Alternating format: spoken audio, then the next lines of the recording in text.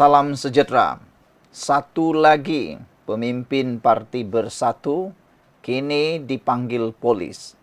Cikgu Bad dipanggil polis ke Bukit Aman. Aduh, tak habis-habis dan tak sudah-sudah pemimpin-pemimpin Perikatan Nasional Pembangkang ini dipanggil polis. Hal ini kerana mereka tak tahu lagi apa modal politik yang boleh dikenakan kepada Anwar Ibrahim. Gunalah isu-isu seperti kes hasutan. Hari ini, Cikgu Bad dipanggil ke Bukit Aman kerana berkait dengan hantaran di Facebook mengenai keadaan kesihatan yang di Pertuan Agong Sultan Ibrahim. Keadaan Kebua-Duli Yang Maha Mulia di Pertuan Agong pun dihantar juga, diulas juga oleh Cikgu Bad atau Badrul Hisham Syahrin ini. Carilah isu lain, bosku. Aku pun tak tahu lagi nak cakap apalah. Carilah isu lain kan. Banyak lagi isu lain yang boleh dipertikaikan, boleh dihujahkan, boleh dicakap, boleh dihantar di Facebook. Janganlah ulas tentang keadaan kesihatan yang di Pertuan Agong. Kalau kamu tak tahu 100%, kamu ada di sana kah untuk mengulas tentang kesihatan Kebua-Duli Yang Maha Mulia di Pertuan Agong itu? Kalau kamu tak tahu 100%, tak payah ulas di dalam Facebook Anda. Nah, kan dah kena. Selain itu, menurut peguamnya Muhammad Rafiq Rashid Ali, Badrul Hisham disiasat mengikut Seksyen 4 dalam kurungan 1 Akta Hasutan, Seksyen 500 dan Seksyen 505 dalam kurungan B, Kanun Keseksaan serta Seksyen 233 Akta Komunikasi dan Multimedia CMA. Bila pemimpin pembangkang disiasat polis kerana membuat pelanggaran berkaitan dengan akta hasutan, mulalah walaun-walaun kata kerajaan ini menggunakan badan berkuasa seperti polis, SPRM dan sebagainya. Padahal yang buat salah itu kamu. Takkanlah nak biarkan saja hasutan demi hasutan, fitnah demi fitnah dibuat oleh pemimpin-pemimpin yang tidak bertanggung jawab ini. Kalau dibiarkan, maka negara ini akan hancur dengan fitnah dan juga hasutan. Jadi, siapa yang salah sebenarnya? Yang menyiasatkah atau yang buat hantaran jelek itu? Fikir-fikirkanlah.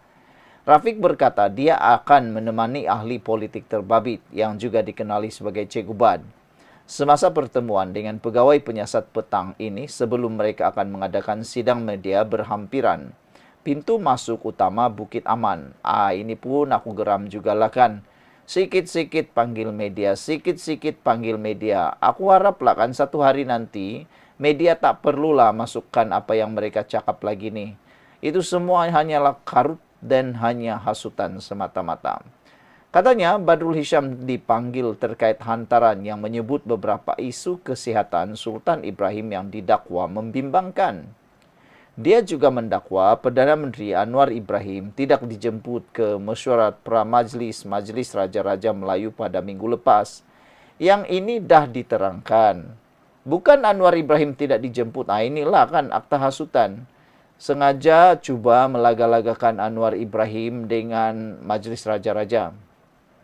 Sebenarnya Anwar Ibrahim bukan tidak dijemput. Anwar Ibrahim sendiri yang telah memaklumkan dia tak dapat hadir mesyuarat itu kerana terpaksa menjemput atau terpaksa melayan kehadiran tetamu daripada luar negara dan telah diperkenankan oleh Majlis Raja-Raja. Inilah kan Anwar Ibrahim dah bagi tahu. Tapi itulah biasalah, dia akan spin habis-habisan. Pemimpin-pemimpin tak bertanggung jawab itu. Seksyen 4 dalam kurungan 1 Akta Hasutan menetapkan kesalahan berkaitan tindakan dengan kecenderungan menghasut. Ia membawa hukuman denda maksimum RM5,000 atau penjara tidak melebihi 3 tahun atau kedua-duanya sekali. Seksyen 500 dan 505 dalam kurungan B Kanun Keseksaan menetapkan Kesalahan berkaitan fitnah dan kenyataan yang membuah kepada kerusakan awam manakala Seksyen 233 CMA adalah ke atas penyalahgunaan kemudahan rangkaian. Beberapa komen daripada netizen, Pepul Maus kata, tak habis-habis dengan puaka sekor ni. Patut kes hasutan bukan RM5.000, denda patutnya. Berilah RM500.000 kah dan penjara 6 tahun, katanya lagi. Greg Kancil kata, ini orang dalam punya hati ada hitam juga. Lama simpan kalau jadi minyak, banyak musuh, dia kata. Greg Kancil 233 kata juga, memang ada potensi menghasut tuh.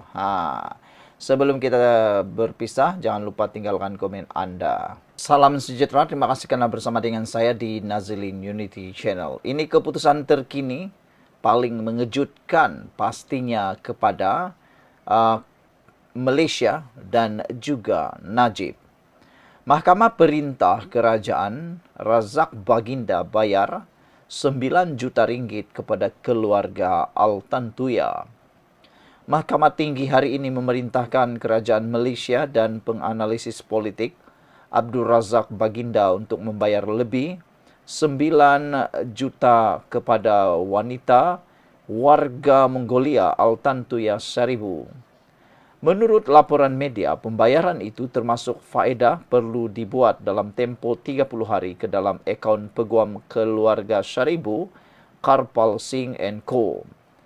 Pesuruhjaya Kehakiman M. Sumati juga mengarahkan kerajaan dan Abdul Razak membayar kos RM25,000 kepada Seribu. Bagaimanapun, Mahkamah Tinggi membenarkan permohonan lisan untuk penangguhan perintah terbabit.